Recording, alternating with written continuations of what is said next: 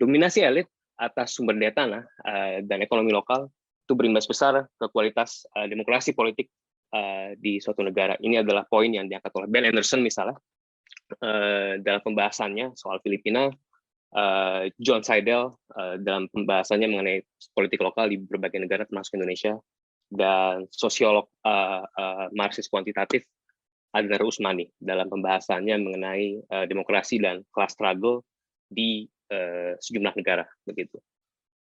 Nah, otoritarianisme lokal atau despotisme lokal di Indonesia memang tidak separah beberapa daerah di Amerika Latin atau di Filipina, di mana ada penguasaan elit yang cukup besar terhadap sumber daya tanah begitu dalam bentuk-bentuk perkebunan besar atau latifundia. Tetapi meskipun demikian, upaya kelompok elit untuk menguasai sumber daya tanah secara koersif memiliki implikasi terhadap peluang demokrasi bagi warga pedesaan dan kelompok aktivis. Dan ini adalah satu blind spot yang jarang dibahas, saya pikir, dalam pembahasan-pembahasan mainstream mengenai kondisi politik Indonesia akhir-akhir ini. Nah, singkat cerita, seperti kita bisa lihat di banyak kasus, hasil dari upaya elit oligarkis ini untuk mengakumulasi aset tanah secara kapitalistik yang didukung oleh negara, akhirnya mengakibatkan menguatnya dominasi politik yang didukung oleh represi secara episodik dengan berbagai caranya dan penyempitan ruang demokrasi. Dan kita bisa lihat data-datanya dari berbagai sumber, ya kawan-kawan juga sudah familiar.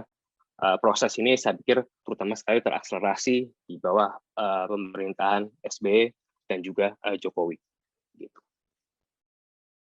Nah, ada sejumlah modus represi di daerah pedesaan yang dia sifatnya episodik, dia sifatnya terpencar-pencar, tapi pada akhirnya dia berkontribusi terhadap penurunan kualitas demokrasi, terhadap dia berkontribusi terhadap penyempitan ruang demokrasi di daerah-daerah pedesaan begitu.